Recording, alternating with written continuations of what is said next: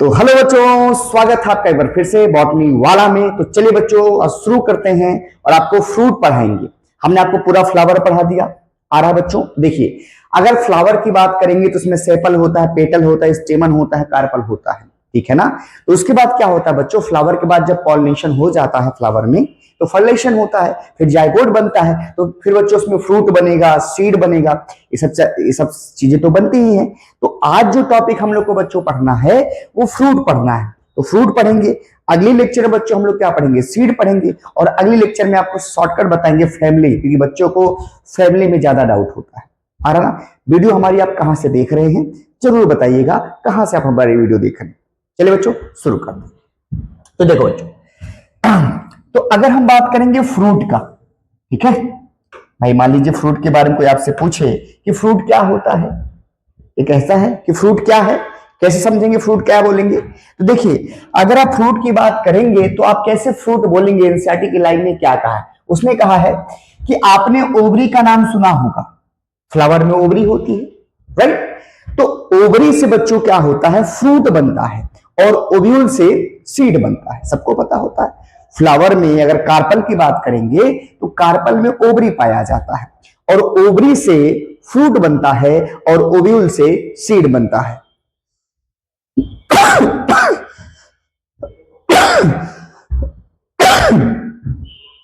दो मिनट बच्चों,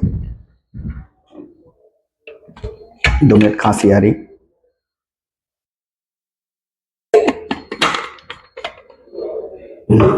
देखिए तो फ्लावर में कार्पल होता है, कार्पल में ओवरी और ओव्यूल पाया जाता है, ओव्यूल से सीड बनता है, ओवरी से फ्रूट बनता है। तो फ्लावर की जो ओवरी होती है जब वो पक जाती है, फ्लावर की ओवरी जब पक जाती है तो उसी को बच्चों फ्रूट कहा जाता है। इसका मतलब आप कह सकते हैं राइपेंड ओवरी कॉल्ड फ्रूट। क्या बोलो, ripened ovary called fruit. Ripened ovary जब पक जाती है उसको फ्रूट कहा जाता है।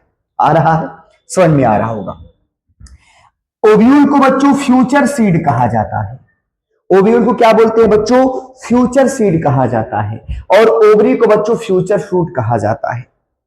ये आपको याद रखना होगा। अरे बोला, ओव्यूल को फ्यूचर सीड, ओवरी को फ्रूट, ओव्यूल को फ्यूचर सीड, ओवरी को फ्यूचर फ्रूट कहा जाता है। इतनी बात याद आएगी, याद हो गई होंगी। चलिए अब फ्रूट की बात आप करेंगे तो फ्रूट आपको 2 तरीके का दिखता है, एक ट्रू फ्रूट होता है, एक फॉल्स फ्रूट होता है। ट्रू फ्रूट वो होता है जो ओवरी से डायरेक्टली बनता है। एग्जांपल आपका है बच्चों मैंगो, याद कर लेना। Sexual reproduction in flowering plant जब आप पढ़ेंगे क्लास 12th में अगर आप होंगे, या ड्रॉपर आप तो है ही तो आपको पता ही है। तो फ्रूट 2 तरीके का होता है, एक ट्रू फ्रूट होता है, एक फॉल्स फ्रूट होता है। मेरे साथ बोलते जाना, एक ट्रू फ्रूट होता है, एक फॉल्स फ्रूट होता है। ट्रू फ्रूट की बात करेंगे बच्चों तो वो ओवरी से डायरेक्टली बनता है, एग्जांपल में मैंगो आता है। फॉल्स फ्रूट की बात करेंगे बच्चों, ये ओवरी से डायरेक्टली नहीं बनता है, ओवरी के ओवरी के अलावा फ्लावर किसी और पार्ट से बन सकता है। एग्जांपल है एप्पल और स्ट्रॉबेरी, ये सारे के सारे बच्चों फॉल्स फ्रूट में आते हैं। तो फ्रूट 2 तरीके का होता है, फॉल्स फ्रूट, ट्रू फ्रूट। आ रहा है, छोटी सी बात। अब आते हैं पार्थेनोकार्पिक फ्रूट क्या होता है। ये आपसे पूछ ले कि पार्थेनोकार्पिक फ्रूट के बारे में बताइए, पार्थेनोकार्पिक फ्रूट क्या होता है, इसका क्या एग्जाम्पल हो सकता है। तो ऐसा फ्रूट बच्चों जो बिना फर्टिलाइजेशन के बनता हो, ऐसा फ्रूट जो बिना फर्टिलाइजेशन के बनता हो उसे पार्थेनोकार्पिक फ्रूट कहा जाता है। उसमें सीड बच्चों नहीं बनती है, ऐसे फ्रूट बिना सीड के होते हैं। Parthenocarpic fruit, parthenocarpic fruit, parthenocarpic fruit. Example है बनाना और ग्रेप्स। बनाना में सीड नहीं बनती तो पार्थेनोकार्पिक है, ग्रेप्स में सीड नहीं बनती तो पार्थेनोकार्पिक है। बात इतनी समझ में आई बच्चों। तो फ्रूट हमने बता दिया, फ्रूट में हमने आपको समझा दिया, ओवरी राइपेंड हो जाती है तो फ्रूट में कन्वर्ट हो जाती है। ओव्यूल को आप फ्यूचर सीड कहते हैं, ओवरी को आप फ्यूचर सीड, ओवरी को आप फ्यूचर फ्रूट कहते हैं। और फ्रूट आपका 2 तरीके का होता है, फॉल्स फ्रूट होता है और ट्रू फ्रूट होता है। बच्चों मेरे साथ याद करते जाना, काम आपका जल्दी आसान हो जाएगा। चलिए अब आएंगे बच्चों, यहां देखो कुछ कहानी समझेंगे, आसान है, आसानी से आपको समझाते हैं। तो बच्चों देखो, जब ओवरी पक जाती है ना, जब ओवरी बच्चों राइपेंड हो जाती है तो उसके वाल को कहते हैं पेरिकार्प। जब ओवरी पक जाती है, पूरी तरह से पक जाती है, उसके ऊपर वाल बनता है, उसे बच्चों पेरिकार्प कहते हैं। क्या बोलते हैं बच्चों? पेरिकार्प कहते हैं। क्या बोलते हैं बच्चों? पेरिकार्प कहते हैं। पेरिकार्प की पहले लेयर याद कर ले। पहला पेरिकार्प में आउटर मोस्ट लेयर क्या होगा? इपिकार्प। फिर मिडिल वाला क्या होगा? मेसोकार्प। और फिर इनर वाला क्या होगा बच्चों? एंडोकार्प होगा। सिंपल सी बात आप कह सकते हैं, आम पका हुआ देखे हैं, सेब पका हुआ देखे हैं, अंगूर पका हुआ देखे हैं। तो जब आम पका हुआ देखते हैं ना बच्चों, तो उसके ऊपर की वॉल को आप क्या बोलते हैं? पेरिकार्प कहा जाता है। पेरिकार्प में 3 डिवीजन हो जाता है बच्चों। पेरिकार्प में आउटर मोस्ट को इपिकार्प कहा जाता है। और इपिकार्प की सबसे खास बात है बच्चों, एनसीईआरटी की लाइन में ध्यान से देख लेना, इपिकार्प का सबसे खास बात है बच्चों, ये थिक होता है, ये थिक होता है और आउटर मोस्ट वॉल होता है फ्रूट का। अरे भाई मैंगो की बात कर लो, अगर मैंगो आपके हाथ में आया तो उसके ऊपर जो हरा हरा पार्ट होता है, बाद में वो बच्चों कलरफुल हो जाता है, उसी को तो इपिकार्प कहते हैं। जो पार्ट होता है, आया ना, जिसके अंदर क्या होता है बच्चों? आम के अंदर गुद्दा होता है ना, जिसको अपन खाते हैं। आप उसके ऊपर के लेयर को थोड़ी ना खाते हैं, तो वो उसको एपिकार्प कहा जाता है बच्चों, राइट। तो हमने कहा कि आउटर मोस्ट, पेरिकार्प का वह आउटर मोस्ट लेयर जो थिक होता है उसे एपिकार्प कहा जाता है। मिडिल की बात करेंगे बच्चों, मेसोकार्प कहा जाता है। तो मैंगो का हम मेसोकार्प खाते हैं बच्चों, जो आप खाते हैं मैंगो का मेसोकार्प। आ रहा बच्चों? अच्छा, ये थिक होता है, फ्लेसी होता है, किसमें? मैंगो में और डेट पाम में। सही है भाई, समझना बच्चों। पेरिकार्प का मिडिल वाला पार्ट को मेसोकार्प कहा जाता है। ये थिक होगा, फ्लेसी होगा, किसमें? मैंगो में होगा और डेट पाम में होता है। अगर कोकोनट की मेसोकार्प की बात करेंगे, ये बच्चों फाइबरस होता है। कोकोनट का नाम सुना है आपने बच्चों? तो कोकोनट का जो मिडिल वाला पार्ट होता है, आपने सुना कोकोनट का जब अपन तोड़ते हैं तो उसमें से देखिए फाइबर जैसा स्ट्रक्चर निकलता है कोकोनट के अंदर से, आ रहा है। तो याद कर लेना कि मेसोकार्प थिक और फ्लेसी पाया जाएगा, मैंगो में और डेट पाम में पाया जाएगा, थिक और फ्लेसी पाया जाता है।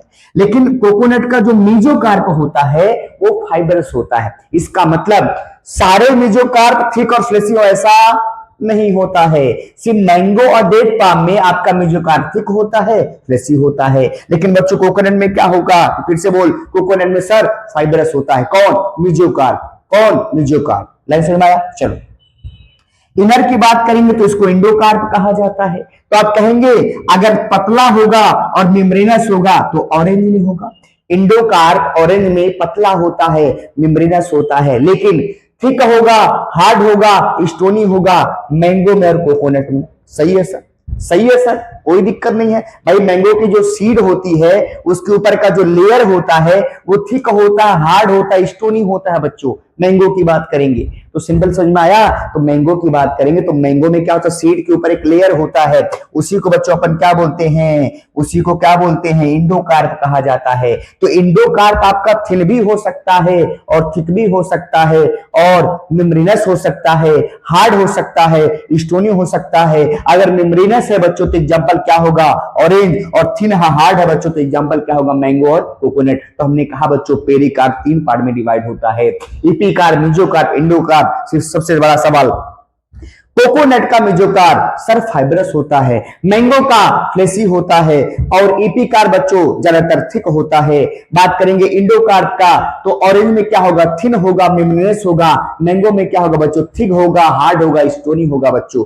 याद हो रहा होगा मेरे साथ बच्चों, रिपीट करते जाना, समय नहीं है, रिपीट करते जाना बच्चों। ये देखो एनसीईआरटी में लिखा होगा, मैंगो और कोकोनट में क्या पाया जाता है? ड्रप फ्रूट पाया जाता है। याद कर लेना, मैंगो और कोकोनट में जो फ्रूट होता है वो फ्रूट ड्रप पाया जाता है। इसमें सुपीरियर ओवरी होती है, मोनोकार्पलरी होती है, सिंगल सीड इसमें पाया जाता है। ये नोट पॉइंट है बच्चों आपका, ये नोट पॉइंट। फिर से मैंगो और कोकोनट में ड्रप फ्रूट पाया जाता है, मोनोकार्पल पाया जाता है, एक कार्पल पाया जाता है और उसमें सिंगल सीड बनती है। एनसीईआरटी की लाइन है। याद हो गया तो बेहतर है, नहीं याद हुआ तो याद कर लीजिएगा, ठीक है। आइए अब यहां देख लो बच्चों, यहां देख लो, अगर आप कोकोनट की बात करोगे, मैंने सोचा इसको आपको अलग से बताया जाए। अगर आप कोकोनट की बात करोगे ना बच्चों तो उसमें क्या होता है? इपिकार्प होता है, मेसोकार्प होता है और एंडोकार्प होता है। ये तो पता ही आपको, मैंने बताया था क्या होगा? इपिकार्प, मेसोकार्प, एंडोकार्प होता है। तो अगर इसके आप एंडोकार्प की बात करेंगे, अगर ये फ्लू न्यूक्लियर होगा, इसका मतलब इसका मतलब बच्चों बता रहा हूं, देखो कोकोनट का जो इंडोकार्प होता है, आ रहा है ना, अगर वो सेलुलर होगा तो वो सॉलिड होता है, अगर फ्री न्यूक्लियर डिवीजन हुआ तो बच्चों लिक्विड होता है। इसका मतलब आपको बताएं, जब कोकोनट आप खाते हैं तो उसमें कुछ, आप जब मलाई खाते हैं तो कुछ पानी बन जाता है, कुछ ऐसे क्या होता है सॉलिड के फॉर्म में रहता है, सफेद सफेद, तो आप समझना बच्चों। तो इंडोकार्प, कोकोनट का इंडोकार्प अगर लिक्विड है तो फ्री न्यूक्लियर डिवीजन से बना हुआ है, अगर वो सॉलिड हो गया बच्चों तो वो सेलुलर हो चुका है। इसका मतलब समझिएगा बच्चों, समझिएगा कि कोकोनट का जो लिक्विड पार्ट होता है वो फ्री न्यूक्लियर डिवीजन करता है, उसमें फ्री न्यूक्लियर डिवीजन की वजह से बनता है। फ्री न्यूक्लियर डिवीजन का मतलब होता है कि कैरियोकाइनेसिस हो जाए मगर साइटोकाइनेसिस ना हो, उसको फ्री न्यूक्लियर डिवीजन कहा जाता है। फिर से बता रहा हूं, कोकोनट का जो इंडोकार्प होता है वो उसका कोकोनट का इंडोकार्प के अंदर liquid part free nuclear division से बनता है और सॉलिड पार्ट सेलुलर डिवीजन से बनता है।